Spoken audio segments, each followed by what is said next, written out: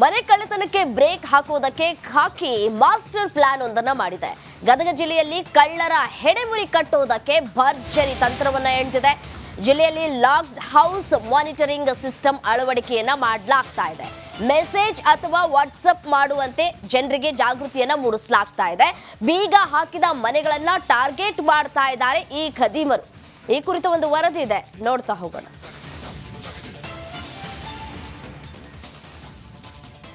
Locked houses monitoring system ಎಂಬ ಹೊಸ ಯೋಜನೆಯನ್ನ ಪ್ರಾರಂಭಿಸಿದೆ.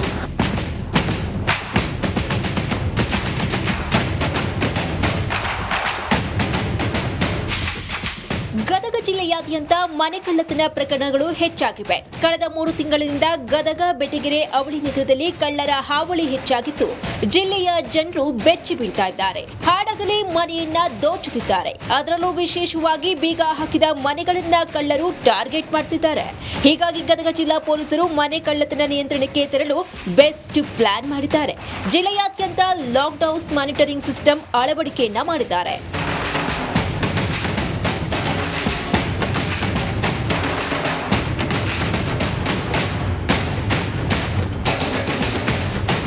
ಈ ಬಗ್ಗೆ ಪಟ್ಟಣ, ಗ್ರಾಮೀಣ ಭಾಗದಲ್ಲಿ ಧ್ವನಿವರ್ಧಕ ಮೂಲಕ ಪೊಲೀಸರು ಜಾಗೃತಿಯನ್ನು ಮೂಡಿಸುತ್ತಿದ್ದಾರೆ.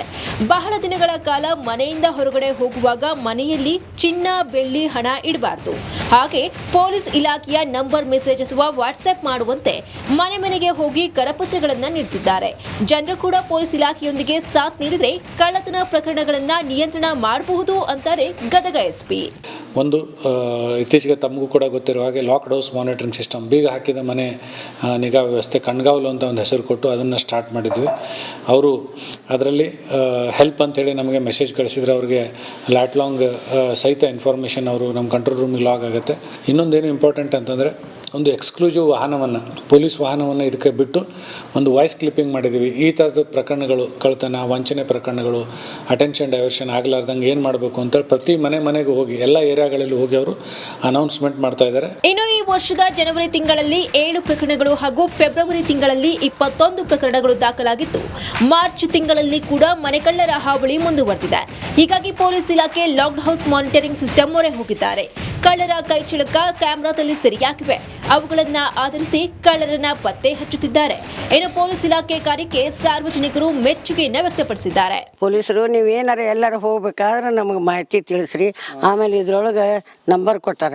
ಈ ನಂಬರ್ ನಾವು ಅವ್ರು ಇದನ್ನ ಮಾಡಿದ್ರೆ ತಕ್ಷಣ ನಮಗೆ ಇದನ್ನ ಮಾಡ್ತಾರ. ಅವ್ರು ಭಯ ಎಲ್ಲ ಹೋಗ್ತೈತಿ, ಭಯ ಎಲ್ಲ ಹೋಗ್ತೈತಿ, ನಮಗೆಲ್ಲ ಧೈರ್ಯ ಬರ್ತೈತಿ. ಕಳ್ಳರ ಹಾವಳಿ ನಿಯಂತ್ರಣಕ್ಕೆ ಪೊಲೀಸ್ ಇಲಾಖೆ ಜಿಲ್ಲೆಯಲ್ಲಿ ಕಣ್ಗಾವಲು ಎನ್ನುವ ಕಾನ್ಸೆಪ್ಟ್ ಜಾರಿ ಮಾಡಿದೆ. ಆದರೆ ಕಳ್ಳತನ ಪ್ರಕರಣಗಳನ್ನ ನಿಯಂತ್ರಣ ಮಾಡಲು ಸಾರ್ವಜನಿಕರು ಜವಾಬ್ದಾರಿಯಿಂದ ನಡೆದುಕೊಳ್ಳಬೇಕಾಗಿದೆ.